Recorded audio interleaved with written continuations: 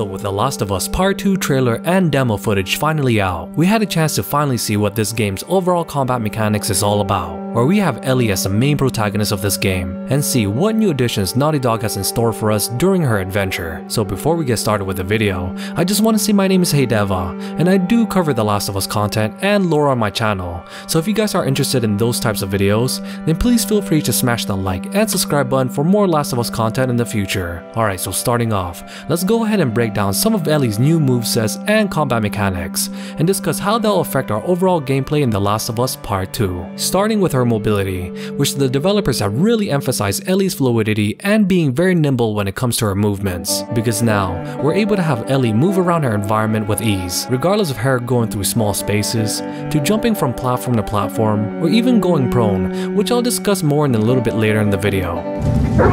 What is it? Someone took him out! We got something. Anyways, in addition to all of these new mechanics, Naughty Dog has also implemented a dedicated dodge aspect that allows Ellie to be very versatile, where the devs discuss how this will make an impact when we're fighting the many enemies in the game, because it was mentioned that there will be moments where we would go in a back and forth type of combat, trading blows with enemies and eventually trying to subdue them, which we can use our environments to our advantage, because it was also stated that the environments would play a key role in regards to combat, where we can possibly bash an enemy's head on a table or whatnot.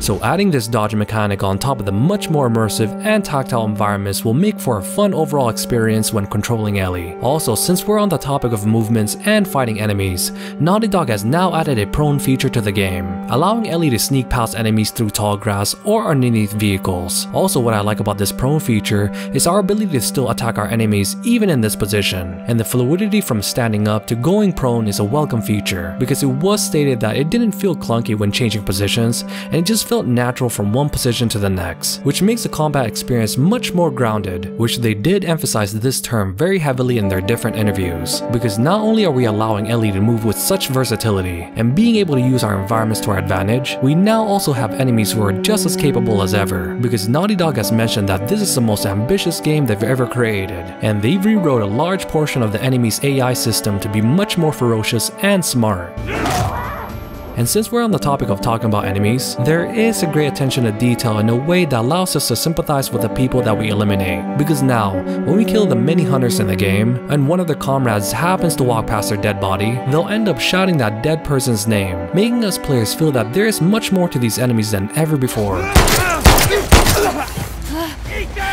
Because now, they're not just fodder enemies that we just eliminate. No, now these enemies have a small backstory and full lives prior to meeting Ellie, and the added touch of screaming their names out really hits home, making you feel that there is a heaviness to our actions and there are some repercussions to killing someone's loved ones, again adding to the grounded feeling that Naughty Dog is really emphasizing. Anyways, the last portion I want to talk about is the addition of new monsters and enemies to the game, because like I mentioned before, the enemies this time around are much smarter and ferocious compared to The Last of Us Part 1, because now they've added some new enemies for us to face, which includes both the dogs and the cordyceps infected shamblers. Alright, so let's go ahead and start off with the dogs. So in this game, we're still going to be taking advantage of the stealth as one of the main strategies when dealing with enemies, but this time around with dogs, the devs have now mitigated some of the stealth aspects by having the dogs be able to follow our scent when traversing through an area, which can also be seen when we're on our listening mode, where we can see the scent trail, and that dog is actively following that same trail. Also, when finally dealing with these dogs head on, it was mentioned that they were much more nimble and is a smaller target compared to the regular hunters,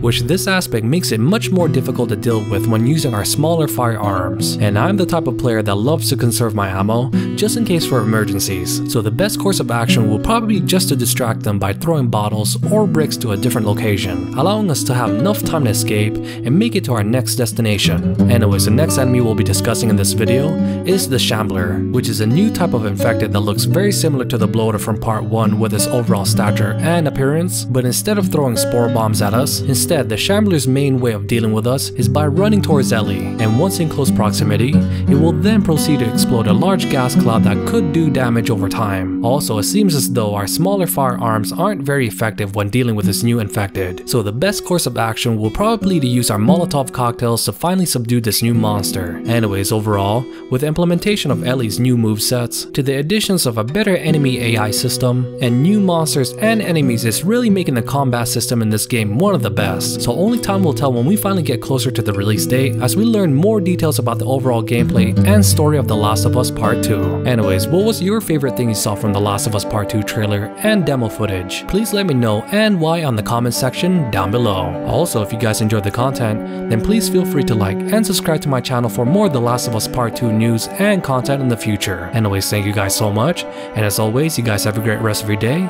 and this is DeVuH, signing out. You think I'd let you do this on your own?